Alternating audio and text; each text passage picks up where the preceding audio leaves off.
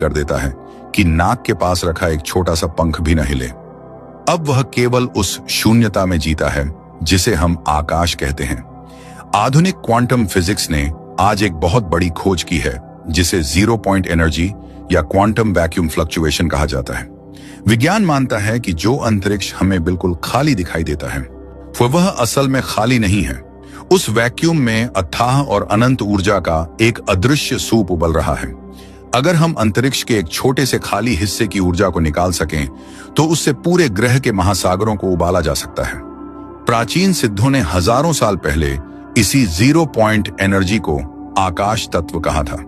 जब योगी अपनी चेतना को अपनी नाड़ियों के माध्यम से इस ब्रह्मांडीय आकाश से जोड़ देता है तो वह उसी कॉस्मिक सूप से सीधे ऊर्जा खींचने लगता है। वह कुछ नहीं खाता, कुछ नहीं पीता, वह सिर्फ उस अनंत शून्यता का पान करता है।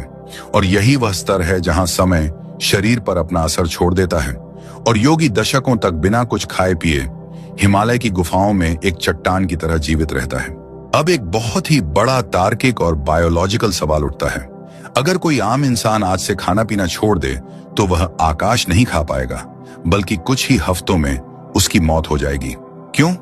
क्योंकि हमारे पेट में एक भयंकर आग जल रही है जिसे आयुर्वेद में जठराग्नि कहा जाता है। इस आग का एक ही काम है, जो भी मिले उसे जलाकर पचा देना। जब आप इसे बाहर से अन्न देना बंद कर देते हैं तो यह आग आपके शरीर के अंदर मौजूद फैट, मांसपेशियों और अंगों को ही जलाकर खाने लगती है और इंसान भूखा मर जाता है।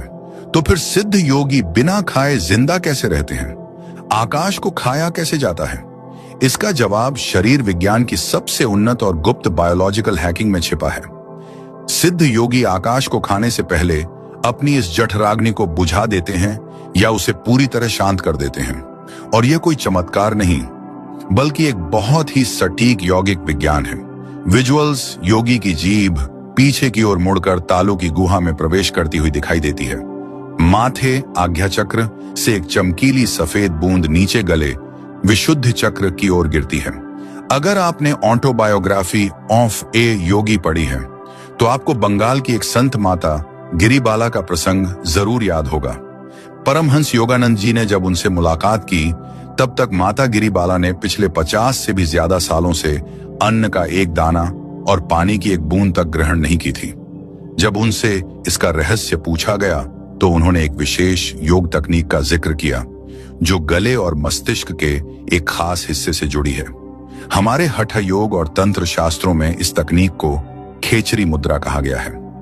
यह कोई साधारण